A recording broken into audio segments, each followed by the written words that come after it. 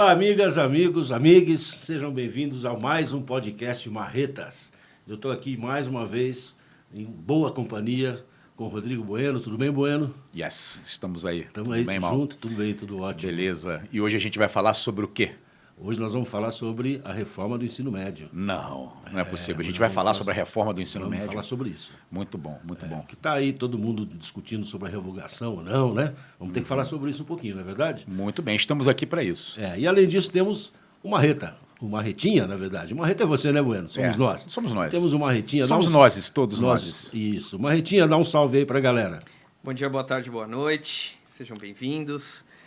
Só lembrando a todos, @Carijó Filmes, Instagram, LinkedIn, TikTok, YouTube, Facebook, todas as redes sociais que vocês conseguirem pensar e imaginar. Curtam, se inscrevam, ativem o sininho e, principalmente, compartilhem. Mal? Obrigado, Marretinha. Bueno, eu vou ler uma notícia aqui para você, para a gente começar essa conversa, tá bom? Tá bom. O Ministério da Educação anunciou os instrumentos que serão utilizados na consulta pública para avaliação e reestruturação da Política Nacional de Ensino Médio. Então, haverá uma consulta pública aí. E quais são esses instrumentos, né? Todos os interessados podem dar sua opinião sobre o novo ensino médio pela plataforma Participa Mais. Essa consulta já está aberta. Além disso, haverá webinars, mais um instrumento, audiências públicas, consulta online, direcionada para integrantes das comunidades escolares, que são estudantes, professores e gestores, grupos focais e outros espaços. Então, agora me parece que o governo abriu para a população, e sobretudo para os educadores, né, que devem ser ouvidos, instrumentos para que eles possam conversar, e, enfim, né, para ver se haverá ou não essa revogação. Você acha que há necessidade da revogação? O que você acha desse novo ensino médio, para a gente começar a conversar? Bom, eu fico me perguntando, na verdade, por que não fizeram isso antes? Por que toda essa escuta coletiva ela não foi feita antes? Porque do jeito que a reforma veio, ela veio de cima para baixo. Houve até consulta pública, mas ela foi uma consulta pública em cima de uma coisa que já estava praticamente pronta. E a grande crítica que o meio educacional faz, e eu fico muito à vontade para falar sobre isso, porque eu faço parte, né, do meio educacional, é que nós não fomos ouvidos. Os professores, os gestores, os estudantes, nós não fomos ouvidos. E não é por falta de conteúdo para ouvir. Você tem grandes documentários já sobre, né, ensino médio, tipo O Dia Nascer Feliz, né, e alguns outros, mostrando que os jovens estão insatisfeitos, que o ensino médio ele não é um problema só no Brasil, ele é um problema na França, ele é um problema nos Estados Unidos, ele é um problema em vários lugares do mundo, onde você tem muita evasão e onde você tem muita desconexão entre aquilo que o jovem almeja, entre aquilo que o jovem precisa e aquilo que é, de fato, oferecido. Então, essa consulta pública, essa escuta coletiva, ela deveria ter acontecido muito tempo antes, porque olha só o trabalho que a gente está fazendo. Não tem aquele termo que a gente usa normalmente, que é o retrabalho? A gente está se adaptando a uma reforma que veio de cima para baixo, materiais foram escritos, pessoas investiram, escolas começaram a se adaptar, e no final o que a gente está tendo? Um debate sobre se essa reforma ela é válida ou não. Então, eu acho super louvável que exista a escuta. Eu só fico me perguntando por que é que ela não aconteceu antes. Tá, mas ela teria acontecido de qual forma? Da mesma forma que está sendo feita agora? Através de plataformas? Eu acho que é um caminho, porque a gente está falando de uma coisa que precisa ganhar escala, uma coisa que precisa ser pensada numa escala muito gigantesca. Mas existem muitos fóruns, existem muitas pesquisas que já foram feitas com jovens, né, com professores, e essas pesquisas já trazem dados interessantes, né, de que, por exemplo, o jovem se sente insatisfeito no ensino médio porque ele não aprende aquilo que ele gostaria de aprender ou que ele precisa aprender. Isso está espelhado em 250 pesquisas. E essas pesquisas também apontam caminhos, né? Então, como poderia ser ou como deveria ser, né? E a gente também não está discutindo isso aí no vazio, né? A reforma do ensino médio, a gente precisa pensar que ela está inserida em todo o processo educacional. o ensino médio tem maior evasão em vários países do mundo, porque também é o momento em que o jovem dá de cara com o sistema. O jovem começa a pensar no sistema. Em qual chance que ele tem, real, de estar nesse sistema de uma forma bacana, de uma forma produtiva, de uma forma que ele possa, de fato, sobreviver de uma maneira digna. E eu acho que esse é que é o ponto. E a gente precisa ouvir quem é o cliente disso, quem está consumindo isso, que é justamente a juventude. Eu acho que a juventude deveria ser ouvida primeiro. Eu gostaria muito de ver um debate, né, sobre ensino médio com a participação de estudantes do ensino médio e de professores do ensino médio. E, obviamente, a gente pode fazer essas pesquisas, pode fazer essas escutas coletivas, eu acho que elas são válidas também. É um problema de toda a sociedade. Toda vez que a gente fala de educação aqui, eu falo que é um problema de toda a sociedade. Toda a sociedade tem que participar. Tá.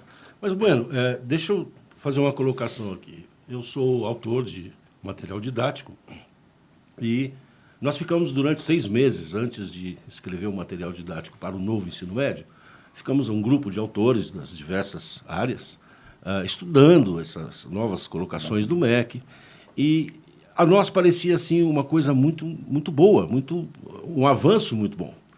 Porque, primeiro, falava da flexibilidade escolar, né? Essa flexibilidade de currículo. Quer dizer, o aluno ele vai poder, para quem não sabe, deixa eu até dar uma explicada, ele tem 2 partes esse novo ensino médio, né? O FGB, que a gente chama de Formação Geral Básica, que aí é matemática, é português. Ele é composto por 60% de todo o horário, de todo o ensino. E mais 40% que a gente chama de roteiros itinerantes. Esses roteiros seriam roteiros escolhidos de escola por escola, dependendo de região, dependendo da situação, mesmo dentro da região, mas da situação de cada local da cidade, né? Questões financeiras, etc. e tal. E isso nos parecia uma coisa sensacional. Porque, primeiro, então tem a flexibilidade curricular. Depois nós temos a ênfase na competência e habilidade.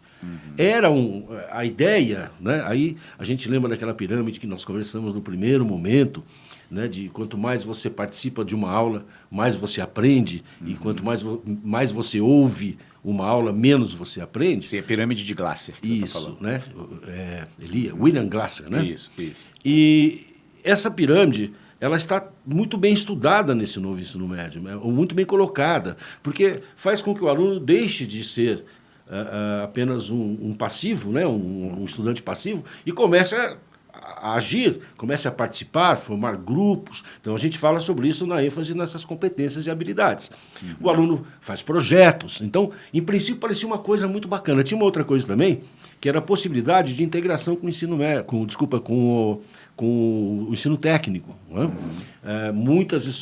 Nós sabemos que há várias pessoas que saem do ensino médio já com a ideia de sair formado no ensino técnico. Né? E aí ele vai para a indústria, ele vai para o comércio. E a nós parecia que estava perfeito. Né? Estava perfeito. É legal você trazer isso aí. É legal. Legal. Né? É bem bom, bem bom. Então assim,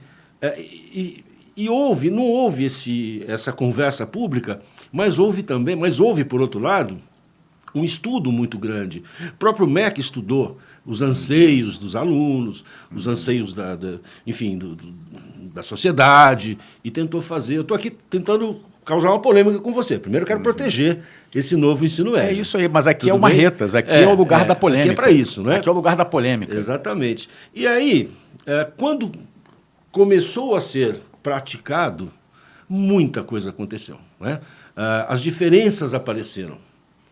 Eu acho que meu amigo e minha amiga que está me ouvindo sabe que diferenças são essas. Se não sabe, Bueno vai dizer, né? Diferenças sociais, né? Sim, é interessante, né? Porque na minha primeira fala, eu assumi um tom de crítica, né? Até pelo momento em que essa reforma ela foi pensada e ela foi feita. E quando eu digo que os jovens não foram ouvidos, os professores não foram ouvidos, eu acho que eles não foram ouvidos o suficiente. Né? Eles não foram ouvidos da forma como deveriam ser ouvidos. E o que é o resultado disso? É que também as escolas não foram ouvidas. Eu acho que esse é o ponto. As escolas não foram ouvidas. E aí, quando você me traz tudo que você me trouxe, eu acho muito legal, porque eu acho que reflete mesmo dois Brasis. A gente tem dois Brasis. E a gente, aliás, a gente tem vários Brasis, mas a gente está acostumado a pensar dentro do nosso, né, dentro do nosso Brasil. E o Brasil que você me trouxe é o Brasil do pessoal que aplaudiu a reforma. E tem motivos para aplaudir a reforma, porque realmente, se você olhasse essa reforma com essa lente, vamos dizer assim, ela tem muitos pontos positivos. Como você citou, é óbvio que fazendo um projeto você pode aprender mais do que assistindo a uma aula. É óbvio que fazendo um trabalho você pode aprender mais do que simplesmente lendo. É óbvio que você tem metodologias que podem ser obrigatórias a partir de agora e que podem ser muito importantes, né, para todo o resto. É óbvio que os estudantes, por exemplo, vão ser protagonistas, e isso é legal, porque eles vão poder escolher o caminho e tal. Tudo isso que você citou é muito bacana. Só que quando você pensa uma reforma, a reforma ela vem de cima para baixo. Então ela é uma coisa governamental. Para você efetivamente ter tudo em funcionamento, você precisa oferecer condições para isso. E aí eu vou falar da minha experiência, né? Assim, quando eu saí dessa metodologia de aula, né, que eu chamo de metodologia de ensinagem, né, porque a minha grande preocupação era ensinar bem, né? Então eu era totalmente focado na ensinagem. Aí depois você tem o outro paradigma, que é o paradigma da aprendizagem. Aí a gente começou a pensar em como que o aluno poderia aprender melhor, né? Desculpa te cortar. Quando você fala ensinagem, então é aquilo que eu falei de manter o aluno na posição passiva. Isso, exatamente. Tá. A ensinagem o aluno não tem protagonismo o aluno não tem protagonismo. Aí Aí eu comecei a migrar pro da aprendizagem, né? Então, como é que o aluno aprende melhor? E aí foi aí que eu fui parar na ideia dos projetos. Se eu disser para você que fazer projeto é um negócio simples, nossa senhora, eu acho que todo mundo que trabalha com projeto vai arrebentar minha cara. Porque é um negócio extremamente difícil. É muito mais fácil você preparar uma aula expositiva e aplicar aquela aula expositiva do jeito que você preparou. Projeto precisa ser pensado, ele precisa ter uma linha de chegada, ele precisa ter as metodologias todas dentro dele, ele precisa ter mobilização, ele precisa ter métrica, ele precisa ter coerência, né? E ele precisa sim atingir as habilidades e competências que são determinadas naquele bimestre, naquela situação. Nossa, você precisa de uma equipe para fazer um projeto. Aí quando você começa a pensar na reforma, aí você pensa assim, tudo bem, você tem a formação geral básica e você tem os itinerários formativos. Os itinerários formativos, eles são uma proposta bastante diferente, né? Porque você pode unir disciplinas, você pode criar, né, uma trajetória, né, que é uma trajetória baseada num único tema, você pode ter vários temas, você tem assim, quase que um caleidoscópio, né? Educacional, o itinerário formativo. O MEC orientou, né, como é que você faz, enfim, o que você pode, né, usar, o que você pode, as habilidades que você tem que cobrar e tal. Só que como é que você monta isso, né? Como é que você estrutura isso? E quando você vai estruturar, você está quebrando a grade, né? Que é o horário da escola, né? Porque você quebra, né? Então, tem um momento que é a formação geral básica, depois você tem itinerário formativo. Então, como é que a escola faz isso? Então, você tem problemas assim muito práticos, né? Que você tem um professor de geografia, por exemplo, que tem 4 tempos, né, na segunda-feira, e aí, a segunda-feira virou itinerário formativo. Então, se esse professor de geografia ele não está no itinerário formativo, ele não consegue entrar no itinerário formativo, ele fica subaproveitado, né, dentro dessa segunda-feira. E se é uma escola particular, ele é mandado embora, entende? Então, você tem alguns meandros do processo que já vão demonstrar o quê? Uma falta de estrutura muito grande e que vão reforçar, como você falou, a desigualdade entre pobres e ricos, entre escolas particulares e escolas públicas, né? Entre escolas que estão em bairros de elite e escolas que não estão, porque o itinerário formativo, obviamente, vai ser oferecido principalmente nas escolas particulares, né? Porque normalmente as escolas públicas não vão ter condição de fazer. A própria ideia, por exemplo, de que se uma escola não oferecer o itinerário formativo e o estudante quiser fazer o itinerário formativo em outra escola, como que você faz isso dentro da rede pública, né? Como que você faz? Ele sai da MF Matarazzo e vai para uma outra MF para poder fazer o itinerário, entende? Então você tem problemas básicos que não foram pensados. Mas duas coisas. Primeiro, existe essa possibilidade, foi ventilada essa possibilidade do aluno fazer o itinerário formativo? Ela está na reforma. Dizer, ela está na reforma. Se você... vamos colocar aqui, um itinerário sobre cultura. Se a sua escola não tem, ele pode buscar... porque basicamente ela tem que oferecer 2 itinerários, né? Seguindo uma linha mais de ciências da natureza e outro seguindo uma linha mais de ciências humanas. Né? Tá bom. E se a escola, por exemplo, não tem condições de oferecer nem pelo menos um desses 2, ele pode fazer ele em outro poderia local. fazer em outro local. Assim como você tem uma outra abertura, que eu acho que é uma abertura complicada também da gente entender, que é a abertura do professor notório saber. Você pegou essa parte do notório saber. Então você não precisa ser professor, no final das contas. Você pode, se você é muito bom, por exemplo, um empresário muito importante e tal, você pode ir lá um notório saber e você tem um notório saber daquele determinado tema. Então vão criar itinerários formativos para que o notório saber possa aparecer. Então é isso, mas assim, de verdade... para quem está nos ouvindo aqui também, né? O nosso objetivo aqui não é ficar dando pedrada em tudo. Né? Então, eu não quero descaracterizar também o que você trouxe. Né? Eu estou dizendo que houve uma falta de estrutura para cumprir aquilo que foi proposto. Tá? Mas isso também não quer dizer que não existam coisas boas dentro da reforma. Tá? Existem coisas boas dentro da reforma. Marretinha. Pegando até a parte do coisas boas, uma das justificativas do MEC para a implementação do novo ensino médio seria atacar 2 grandes problemas, principalmente da escola pública, a evasão e a desconexão. Vocês acreditam que isso seria possível? Nessa reforma que você fala? Isso. Através dessa reforma? Não pela reforma, mas principalmente porque não tem estrutura, né, para aplicar. Eu acredito que se houvesse estrutura, sim, porque o aluno ele teria... esses 60%, obviamente, da formação geral básica, mas ele teria esses 40% para fazer uma coisa que trouxesse mais prazer a ele, se houvesse a estrutura. Né? Vamos falar isso direitinho. Eu só queria falar, quando você falou de notório saber, acho que o pessoal sabe o que é notório saber, mas só uma informação, isso acontece com o STF. Né? O ministro do STF, ele é escolhido por notório saber dentro da área jurídica, quer dizer, ele não precisa ser alguém de carreira... Né? Mas assim, aí eu vou voltar no ponto. Desculpa, eu sei que eu sou uma coisa polêmica, mas eu quero voltar nisso. Aqui a gente polemiza às vezes. A formação de professores no Brasil é uma coisa extremamente precária. A profissão é uma profissão que vem sendo sucateada, abandonada. Você vê, né? Quase ninguém quer ser professor mais, né? Você tem uma dificuldade de encontrar bons profissionais no mercado, enfim... E aí, ao invés de você atacar esse problema, você vai lá e coloca um notório saber, entende?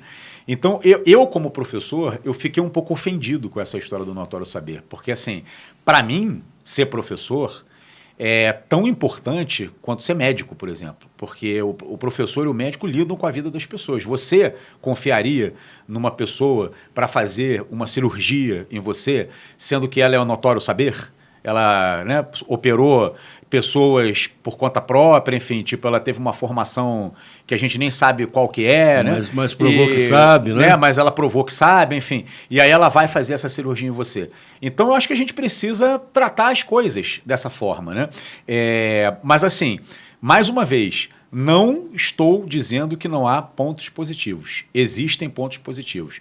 Não estou dizendo que o ensino médio ele não é um problema, né? Que ele não tem problemas. É óbvio que ele tem problemas. É óbvio que a gente precisa pensar no ensino médio. E essa posição também de crítica é uma posição muito confortável. Então, é claro que podem existir propostas que são propostas mais interessantes, né, para esse conserto, né, vamos chamar de conserto, né, que eu acho que está começando a acontecer aí. Então, a mim me parece que quando eles falam numa revogação, não é uma revogação assim, acaba tudo e volta ao que era anteriormente. Porque o que era antes também não era legal, não estava bacana. Está completamente né? desconectado. Tá muito difícil a gente achar um caminho correto. Não, a mim me parece, então, que essa revogação é apenas assim, dá um tempo, vamos repensar, agora vamos ouvir a sociedade. Você sempre coloca isso muito bem colocado, eu acho que isso essa sua colocação é sempre perfeita. A escola é um problema da sociedade. Não sei se eu posso chamar isso de problema. A escola não é um problema, mas é uma questão da sociedade. Né? Mas vamos aos pontos negativos. Eu falei para você o que era bom. Você quer dar marretada mesmo, né? Vamos marretar, então. Já que a gente falou o que é bom, né? A parte boa, né? Vamos até repetir aqui, nós falamos de flexibilidade curricular, quer dizer, o aluno ele pode buscar, né, dentro dos itinerários aquilo que dê mais prazer, e isso, teoricamente, ajudaria na não evasão escolar. O aluno vai ter ênfase nessas habilidades de participação em grupo, eu acho até que essa participação em grupo ajudaria na sociabilidade do aluno. Falamos de bullying outro dia, né? Talvez isso ajudaria, a integrar os alunos, e também a possibilidade de integração com o curso técnico, né? Falamos aí de algumas coisas positivas. Mas vamos falar, eu vou citar aqui os pontos negativos para a gente conversar. O primeiro deles, a falta, já foi comentado, mas vamos discutir mais a fundo, né? A falta de recurso para a implementação. Então, quando a gente fala isso, é recurso financeiro mesmo. Claro que algumas escolas têm esse recurso, algumas escolas, e eu estou falando agora das escolas particulares principalmente, e talvez algumas escolas estaduais, dependendo do estado, do quanto o governo investe nessa educação, e sempre precisava investir mais, mas o quanto ele investe. Mas vamos falar das particulares, né? Você tem, nas escolas particulares, uma situação melhor, que você pode vir a fazer boas práticas, né, dos itinerários formativos. Apesar da gente ouvir coisas horríveis, né? Escolas, o máximo que a gente ouve, eu nem sei se isso é um meme, mas o máximo que a gente ouve é a escola que está fazendo itinerário para fazer brigadeiro. Não é? Meio que assim... nada descaso. Contra isso, tá? Nada contra, mas é um descaso, né? Quer dizer, eu acho um descaso. Eu acho que itinerário formativo... Depende. Não, mas eu acho que assim, fazer brigadeiro é importante, mas não um itinerário inteiro. Então, uma escola que fizesse um itinerário de culinária, eu acho perfeito, eu acho ótimo. Né?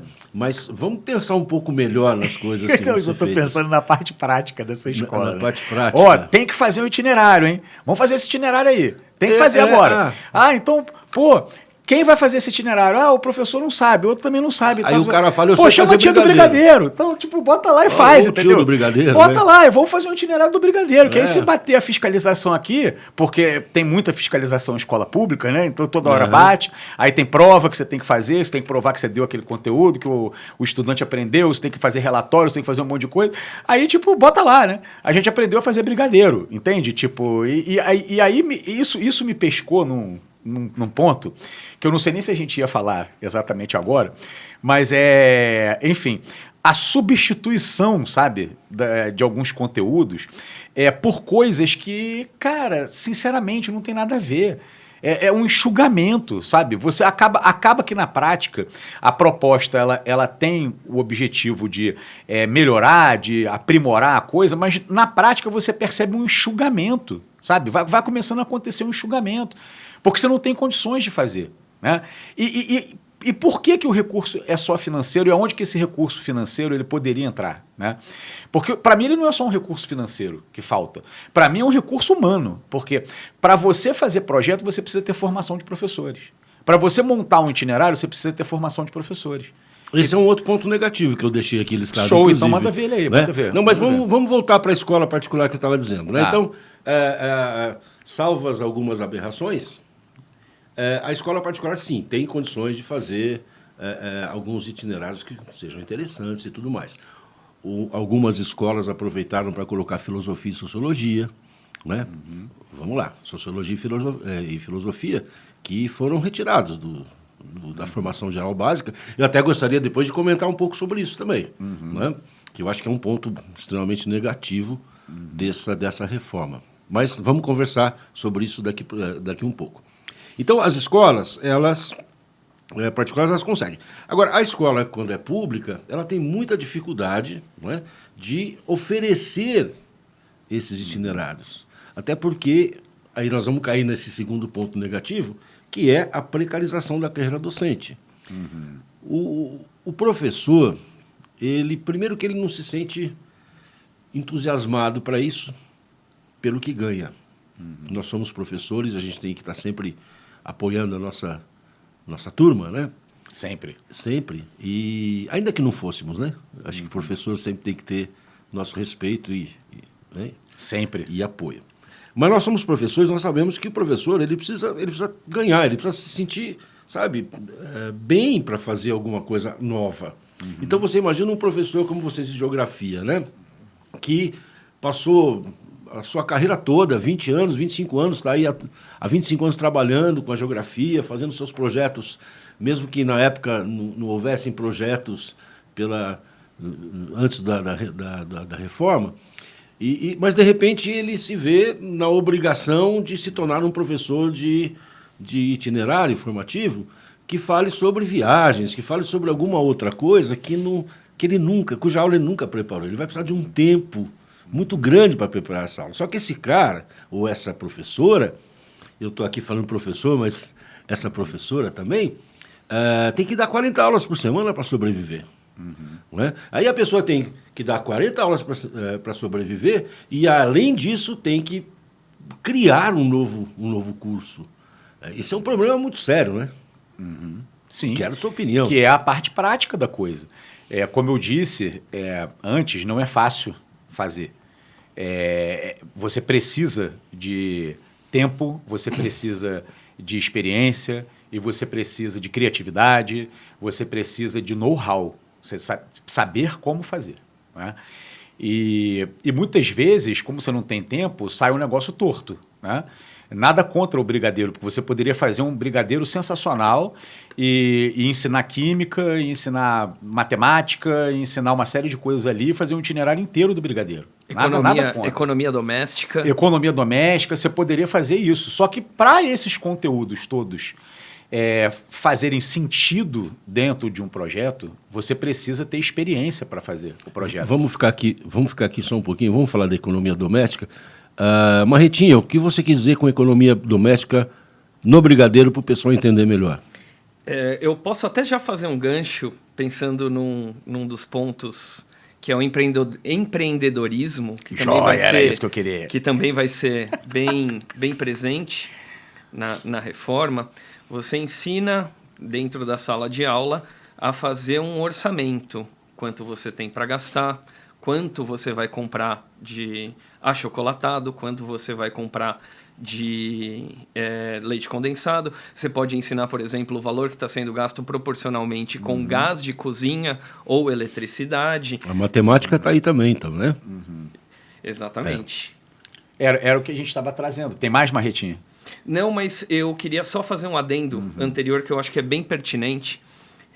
Reportagem da revista Piauí, de 16 de março de 2021. O Brasil é um país predominantemente de professoras. 81% são mulheres, 19% são homens e os homens ganham em média 12% a mais que as mulheres. Não queria sair do foco do empreendedorismo, mas eu achei importante deixar mas isso. não saiu não. Não saiu. Pelo contrário. E esse assunto dá um programa, né? Dá um programa, com certeza. Mas eu queria pegar esse ponto do Marretinha e trazer uma visão, assim, sabe, sobre as coisas. Eu acho que tem uma parte dessa reforma que é justamente fruto de quem que pensou essa reforma, né? Porque, como a gente estava dizendo antes, a reforma foi feita num momento político muito sério no Brasil, né? Você teve o golpe da Dilma, entrou o Temer, aí você tinha lá o ministro Mendonça, né, que pensou essa reforma, e aí chamou os grupos de trabalho e tal, e os interlocutores foram quase todos esses grandes empresários das grandes fundações. Era esse pessoal que estava muito afim dessa reforma, sabe? E para esse pessoal é muito simples você fazer as coisas, porque você começa a enxugar, você vai tirando coisas do currículo, tira um pouco da história do Brasil, tira filosofia, tira sociologia e tal, papapá, e o que você coloca no lugar? Vamos pensar... Estou pensando como essa galera, tá? Vamos pensar, né, naquele estudante da periferia, né, que não tem muito recurso. Por que o cara precisa aprender, sabe? Química orgânica, entendeu? Não precisa. Por que esse cara precisa aprender oração subordinada, substantiva? Pô, história do Brasil. Pô, o cara precisa aprender Excel, cara. Ele precisa aprender saber economia. Ele precisa ter um curso técnico, sabe? Então a gente enxuga aqui, enxuga ali. E se tiver algum problema com o itinerário formativo, a gente mexe em empreendedorismo e resolve tudo, entende? Porque é esse grupo que não vive a realidade das pessoas, é esse grupo que não está lá na linha de frente, e é esse grupo que acha que todas as soluções vêm do mundo deles, né? Então, você não sabe, não tem o que fazer, você faz Excel. Então, o máximo de diferente que a reforma do novo ensino médio ela propõe é que nos cursos técnicos e tal, você tenha, por exemplo, edição de vídeo, né? Que você tenha alguns outros cursos técnicos que sejam mais voltados, vamos dizer assim, para o mercado de trabalho. E aí vem o meu ponto. Né? Aí vem o meu ponto. Você vê como é que o dado do Marretinha é um dado sensacional. Né? Um país de professoras, 19% somente homens, os homens ganham 12% mais e tal. Então, nós estamos falando aqui o tempo inteiro de mercado de trabalho. E esse pessoal que pensou essa reforma, ele não está pensando em educação para a vida, não está pensando em educação humana, está pensando em educação para o mercado de trabalho. Qual é a grande função da escola? É formar trabalhador. Então, mais uma vez, eu estou aqui, mais uma vez a gente falando de educação, mais uma vez um programa sobre educação, e mais uma vez a conclusão é muito parecida. A gente está falando do mesmo modelo de escola sendo camuflado, sendo maquiado, porque o modelo é igual. A gente está formando mão de obra para o mercado de trabalho. Então, para esse pessoal é isso que tem que acontecer, porque você está falando aí de grandes empresários. Esses grandes empresários olham para a população como mão de obra. Então, para eles é muito simples. Você substitui, bota o curso técnico e tal. Pode melhorar a vida do estudante, da pessoa, enfim, que não tem muitas condições? Claro que pode. É melhor que tenha acesso a uma coisa desse tipo do que não ter acesso. Mas a gente não está falando de educação. A gente não está discutindo educação. Porque se a gente estivesse discutindo educação, a gente ia ter que voltar para redebater também a BNCC e todos os problemas que a BNCC tem. Né? A gente teria que voltar e redebater essa reforma do ensino médio. Entende o que eu quero dizer? Então é a mesma coisa. E aí você está reforçando um modelo de sociedade que, na verdade, a gente precisa mudar. O jovem, ele se evade do ensino médio porque ele não vê futuro ali. Ele não se vê ali. Aquilo não foi pensado para ele. Aquilo foi pensado para que ele seja uma pessoa a mais dentro do mercado de trabalho. Ele vai ser mão de obra barata. Ele não tem muita saída. E aí ele vai tentar as saídas que a vida proporciona. Com criatividade, com sorte, enfim. Mas não na escola. Porque a escola não oferece a ele o que ele precisa. Então essa reforma ela foi pensada para alunos de ensino médio de grandes escolas, de grandes empresas, né? De escolas que possuem recursos, sabe? E não foi pensada para as outras pessoas. As outras pessoas elas vão se virar com o empreendedorismo. Outro dia eu vi uma história que eu achei sensacional. Se eu não me engano, eu estava até numa rede social dessa e tal, que era uma pessoa fazendo um relato, né? Que tinha pego um Uber, e aí que no meio da viagem o motorista virou para trás e disse assim: eu queria saber se você quer comprar o alfajor que a minha esposa está fazendo. Né? E aí o passageiro até comprou o alfajor e aí postou. Né? Eu falei assim, pô, que sensacional. Você vê, o motorista do Uber, ao invés de ficar reclamando, ele está empreendendo. E aí eu acho que eu fui uma das primeiras pessoas a responder. Eu falei, ele não está empreendendo, ele está sobrevivendo, amigo. Ele está sobrevivendo porque o Uber não dá a ele todo o orçamento que ele precisa para fechar o mês dele. Então ele precisa vender o alfajor da mulher. Não é que ele teve uma ideia no travesseiro, sabe? Vou vender palheta mexicana. Não é isso não, cara. Ele precisa vender, sabe? Para poder sobreviver. Então é isso. Para mim, a gente chegou no ponto. Na verdade, isso precisa parar de ser romantizado, né? Essa história de, olha que bacana, vendendo alfajor, está empreendendo. Isso é romantismo. Precisa parar de ser romantizado essa história. Como você disse, isso é sobrevivência. Né? Eu acho que... então, o menino que ganha lá um dinheirinho para comprar uma caixa de bala, vai no semáforo, vende, compra 2 caixas, depois compra 3, então ele está empreendendo. Né? Isso não é isso é romantizado. Ele precisa parar com isso. Mas deixa eu te perguntar. Nós falamos sobre sociologia e filosofia. Dentro daquela métrica, né, que você estava falando, até da dialética, de tudo que você está dizendo, não vale a pena para alguns empresários, é isso que eu entendi, que o aluno seja muito crítico e pensante. Vale mais a pena que ele seja mais técnico, né? Mais preparado para o mercado de trabalho que o empresário vai oferecer. Eu entendi isso. Será que esse teria sido o motivo deles tentarem, ou deles cortarem, né? Não tentarem, né? Mas de cortarem a sociologia e filosofia? Porque alguns conteúdos passam a ser considerados demasiados, né? E para quê? Não precisa. Que na verdade, a reverberação de um discurso tecnicista. Para que eu vou usar isso? E nem sempre esse discurso tecnicista ele precisa fazer parte da educação. Eu não estou dizendo que ele não vai entrar nunca, às vezes ele precisa entrar. Mas ele entrar como tipo o norte que a gente vai seguir, putz, e aí, né? Porque que vem depois disso? Né? O que vem depois disso? É exatamente aquilo que eu vinha falando, entende? Então eu concordo com você, eu acho que essa retirada ela tem um pouco a ver com isso, e não estou dizendo que é proposital, porque quando a gente pensa assim, não, porque os grandes empresários, a gente pensa os grandes empresários sentados numa mesa, né? E aí eles falando assim, pô, e aí, como é que a gente vai arrebentar o negócio e tal, papapá, vamos fazer isso, vamos fazer aquilo. Tive uma ideia de uma maldade aqui que eu quero fazer. Não, cara, é uma visão social. Já é estrutural, né? É estrutural. O cara tem uma visão social né? Que ele acha que aprender Excel é melhor que aprender Platão. Entende? Só que se todo mundo continuar aprendendo Excel, o que vai acontecer? Né? A gente não vai sair nunca da roda. E o que a gente está discutindo aqui é que a sociedade ela não é uma sociedade que faz as pessoas felizes. Ela não tem um modelo econômico, social, político que faz as pessoas felizes. Ela não proporciona oportunidades para as pessoas. Então, para você repensar a sociedade, você precisa de todo esse arcabouço teórico, crítico, esse exercício de interpretação, entendimento, sabe? Então, mas não é isso que essas pessoas pensam. Essas pessoas pensam que é legal, o negócio é o Excel, a formulinha da soma do Excel, cara. É mais importante isso do que Platão, cara. Bueno, eu vou te provocar. Pode provocar. Provocar você e... Fight. Marretinha, você está sendo provocado também. Sempre. Vamos pensar aqui. Isso tudo aconteceu no governo Temer. Sim.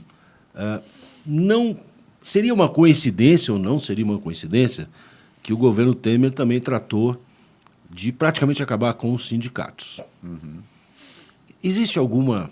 Aí você disse, olha, isso não foi pensado, talvez não tenha sido pensado tirar a sociologia, tirar a filosofia, que são duas disciplinas, são duas áreas que faz a pessoa pensar.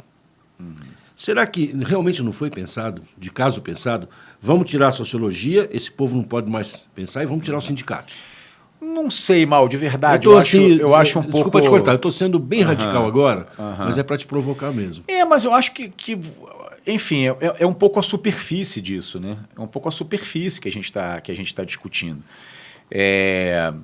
Não sei, eu não tenho como afirmar, né, que é um caso pensado, mas eu tenho como afirmar que é uma filosofia política que está em curso.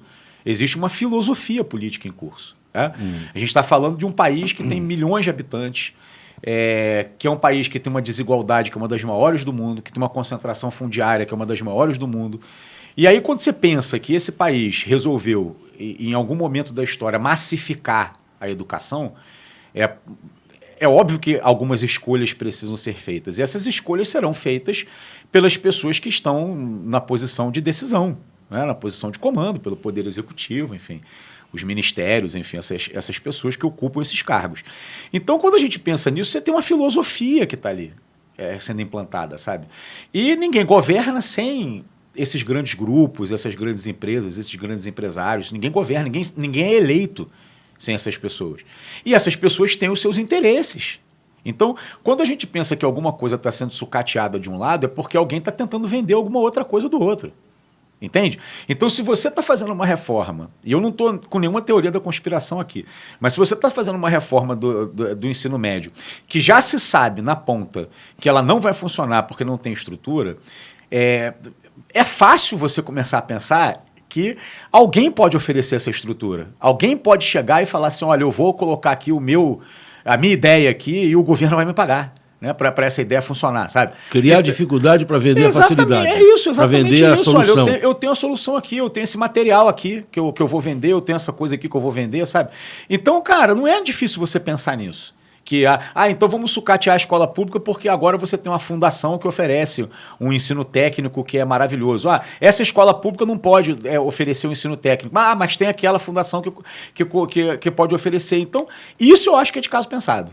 Isso eu acho que é de caso pensado. Mas não é que os caras, de verdade, assim, eu não acredito que os caras só pensem na grana, sabe? Tipo, eu não acredito que, não é a grana, porque vamos pegar. Não é uma filosofia mesmo. Existe uma filosofia ali por trás. E o poder também, né? O poder e a filosofia. E o poder de decisão, do tipo assim, cara, eu vou dar um jeito no negócio, sabe? Eu vou dar um jeito. Vai ter que funcionar, sabe? Então é um pouco por aí, sabe? Mas, assim, queria puxar um assunto que eu acho que é um assunto bacana dentro da reforma. Porque eu só tô dando uma retada, né, cara? Eu tô com isso aqui hoje... Hoje ela é sua, pode? Eu tô aqui hoje marretando geral, mano. Mas assim, para não dar a marretada toda, né? Eu acho muito bacana que tenha o protagonismo. Acho muito bacana que tenha a flexibilização. Mas eu acho assim, o mais bacana para mim da reforma, que é uma área assim, que super me interessa, porque ela vai trabalhar com tudo que eu acredito, né, nesse momento, mas ela também não tem professores que sejam formados para isso, é o projeto de vida. Porque o projeto de vida também passou a ser obrigatório dentro da carga. Ele pode dividir espaço lá com os itinerários formativos, né, fora da formação geral básica, mas eu acho uma ideia muito bacana. Se eu tivesse que tirar uma coisa dessa reforma, eu tiraria o projeto de vida. Eu diria, olha, o projeto de vida ele precisa ser implantado, a gente precisa colocar ele para funcionar. Agora entendi. Tirar uma coisa da reforma não é tirar... Não, tirar uma coisa boa da reforma. Uma coisa boa e falar, pode acabar com o resto, isso aqui eu tiro. Né? Seria o projeto de vida. Em um minuto você consegue explicar o que é um projeto de vida? Consigo. O projeto de vida é pensado para fazer com que os jovens façam escolhas conscientes no final de 3 anos de ensino médio. E ele tem uma proposta que é discutir autoconhecimento no primeiro ano, no segundo ano discutir a relação com o outro e no terceiro ano discutir a relação com o sistema.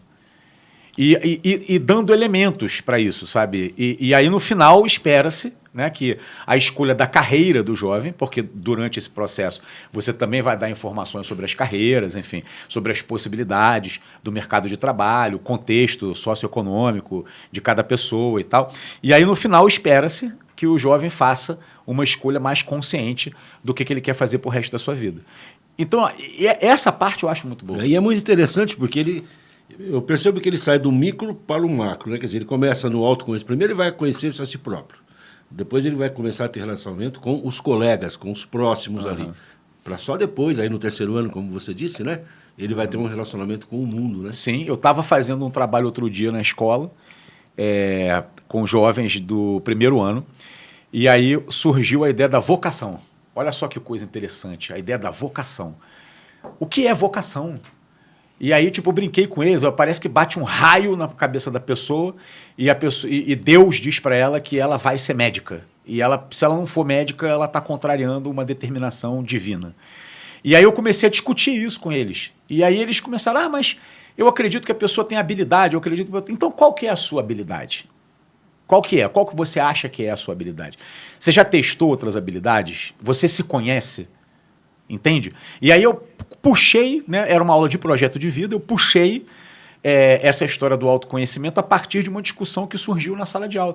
Cara, muito legal, sabe? Foi um momento hiper importante, ficou na cabeça deles, tenho certeza que vai apoiar as escolhas futuras deles.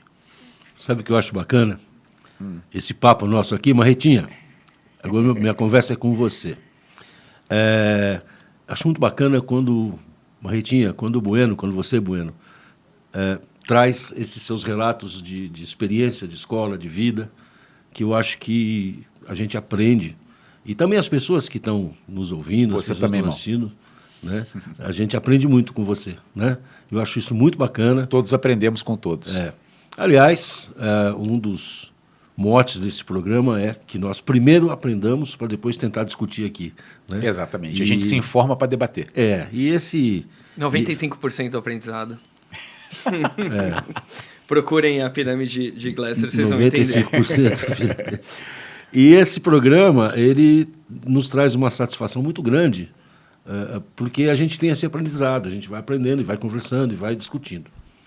Mas é isso. Então, será que a gente pode bater uma marreta assim, fechar, dizendo que, sim, não deu certo, não está certo do jeito que está, por vários motivos, mas que nós podemos usar uma parte dessa ideia, sobretudo quando a gente fala no protagonismo do aluno, flexibilização curricular e tal, e tentar, e essa discussão que foi aberta agora, muito bem colocada pelo governo, pode vir então a surgir uma coisa melhor. Podemos parar e pensar assim, é isso? Sim, pelo menos factível, uma coisa que seja factível, que a gente consiga colocar em prática. Mesmo que não seja a coisa perfeita, mesmo que não seja a solução de todos os problemas, porque nenhuma reforma vai ser o santo graal da educação.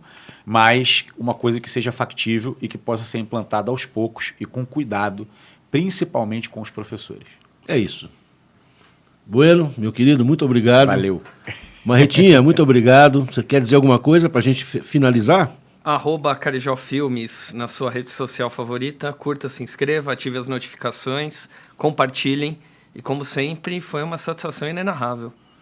Inenarrável e indelével, já que você disse isso. Valeu, Marretinha. É isso aí. Gente, muito obrigado.